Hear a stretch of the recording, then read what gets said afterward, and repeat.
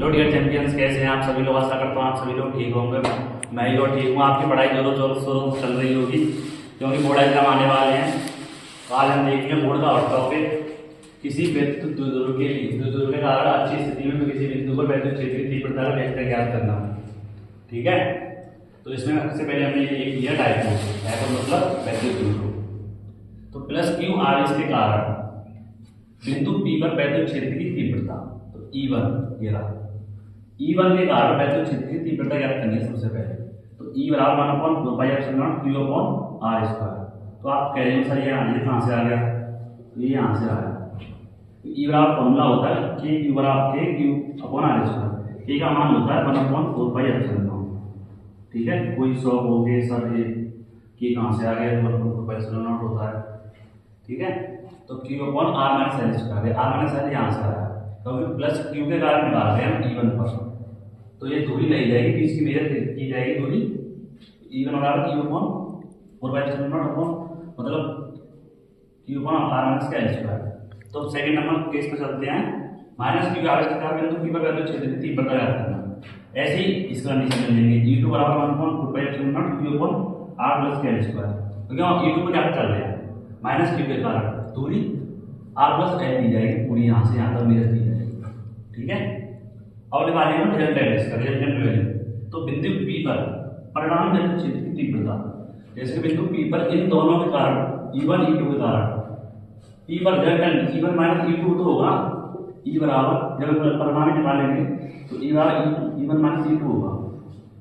ठीक है, तो E बराबर 1/4 Q upon R minus L square minus के 1/4 Q upon R plus L square. यहाँ से हमने कॉमन ले लिया Q upon 4/0 1/R minus L square minus के 1/R प्लस L स्क्वायर। ठीक है, ये वेक्टर लगा देना ना सभी में, वेक्टर लेना है, नाम नहीं ले रहा हूँ इसलिए लगा देना।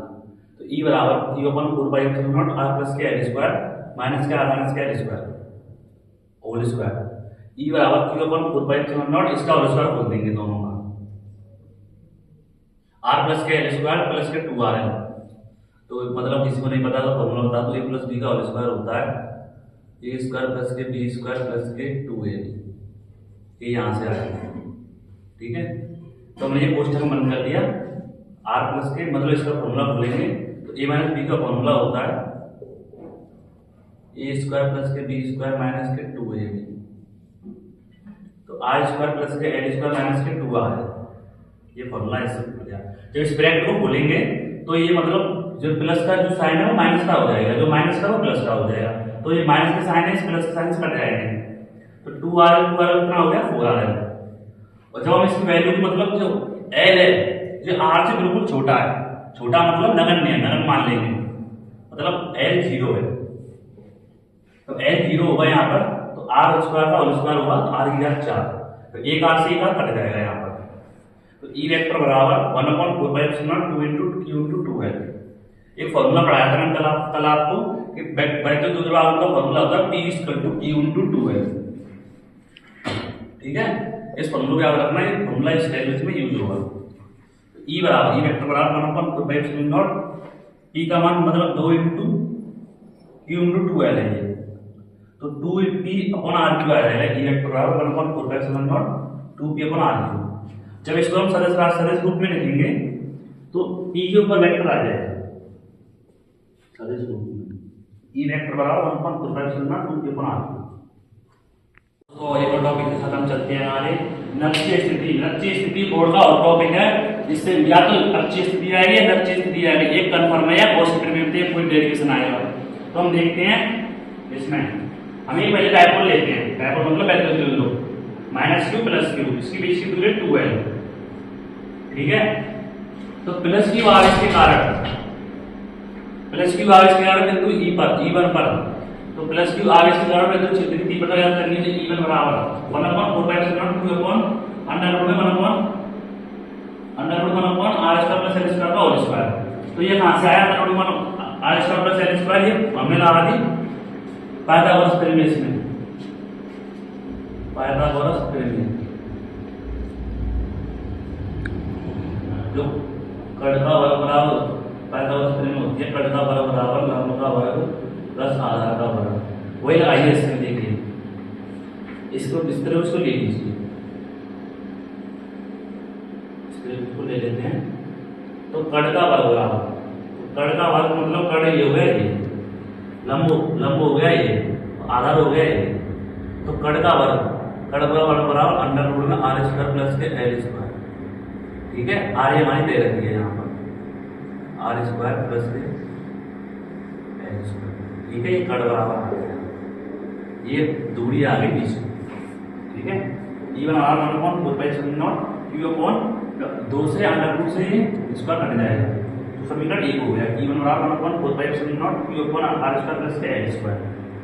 ठीक है, अब हम करते हैं माइनस क्यू के कारण, माइनस क्यू के कारण बिंदु E2 पर, मतलब बिंदु P पर वैद्युत क्षेत्र की प्रदान करनी है E2 के कारण।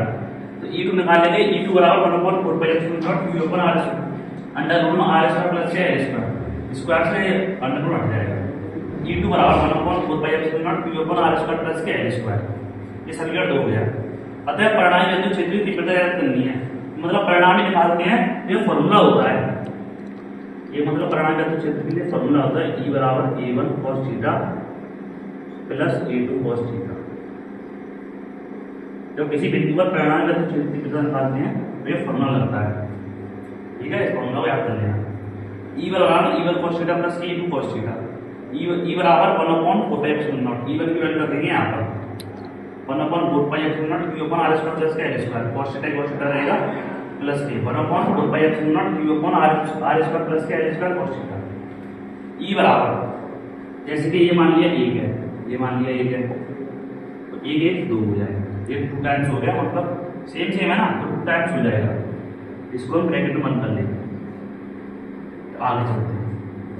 E बराबर 2 टाइम्स हो गया इंटू 1/4/0, ये एल अपॉन अंडर रूट में आर स्क्वायर प्लस के एल स्क्वायर यहाँ से आया, ये आया cos थीटा बराबर, ये रहा cos थीटा बराबर होता है आधार बटे कड़।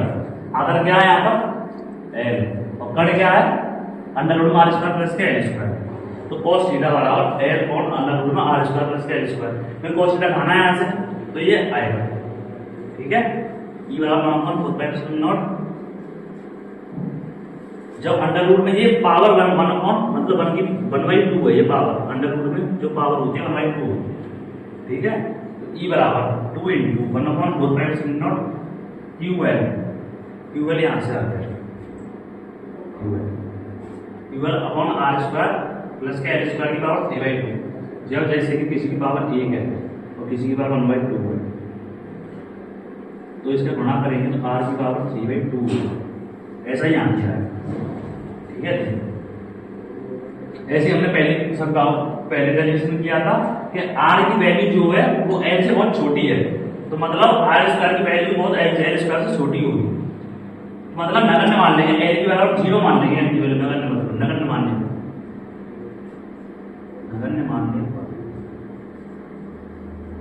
ठीक है, नगण्य मान लेंगे तो एल 0 हो जाएगी, तो कट जाएगा, ये तो हट जाएगा। जब इसका स्क्वायर करेंगे तो 2 से ये कट हो जाएगा। E बराबर 1/4/0, ये फॉर्मूला पढ़ाया था मैंने आपको क्लास में, प्रीवियस क्लास देख लेना। E बराबर 3 × 2 है, जो दोनों आपका फॉर्मूला होता है। E बराबर 1/4/0 P अपॉन R3। अगर हम इस वेक्टर फॉर्म में रखेंगे तो वेक्टर आ जाएगी 2 पर, E बराबर 1/4/0 P वेक्टर अपॉन R3। तो इस लेक्चर को हम यहीं तक रखते हैं, आगे का लेक्चर हम कल देंगे। और आज तक के लिए यही, धन्यवाद।